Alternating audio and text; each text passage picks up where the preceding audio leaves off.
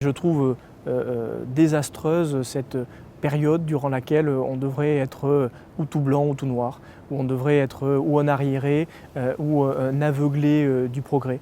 Emmanuel Macron est aussi caricatural que les extrémistes écologistes sur ce sujet.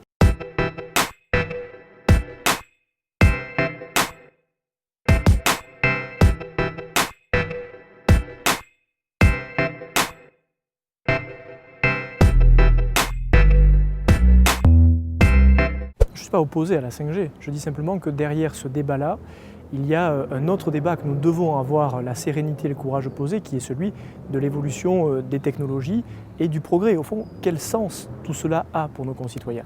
Est-ce que demain, avec la 5G, les fractures sociales seront réduites? Est-ce que les territoires qui aujourd'hui sont dans des zones totalement blanches bénéficieront de la 5G? Toutes ces questions-là, elles méritent d'être posées. Je refuse cette caricature de devoir être totalement pour ou totalement contre. Moi, je suis favorable à l'idée même de la 5G, à la technologie qu'elle permet de développer.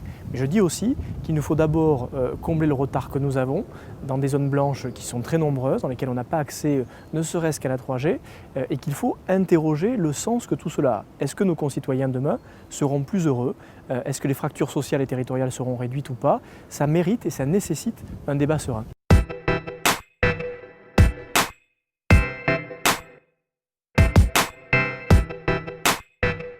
Eh bien, je ne suis ni l'un ni l'autre.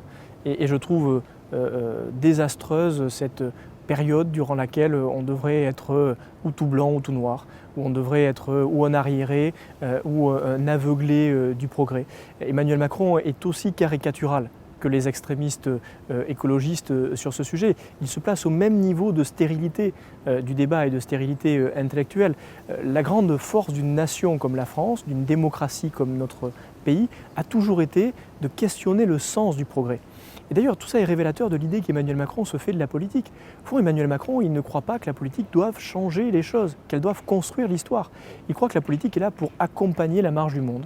Et moi, je me suis engagé en politique en considérant qu'on devait poser des questions, et on doit pouvoir poser la question du sens du progrès, de ce que cela amènera à nos concitoyens, sans être pour autant ou un extrémiste d'un côté ou un extrémiste de l'autre.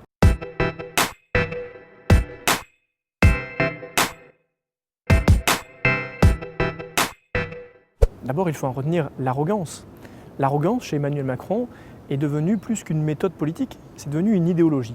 Il considère qu'il y a ceux qui ont réussi et ceux qui ne sont rien, qu'il n'y a pas d'équilibre possible et qu'au fond, on doit ou être favorable à toute modernité, jusqu'au transhumanisme. Si nous allons jusqu'au bout de ce chemin, on peut tout à fait imaginer qu'Emmanuel Macron suppose que l'avenir de notre nation, de notre société, relève du fait de ne plus avoir de règles, de ne plus avoir de garde-fous, de ne plus avoir de cap.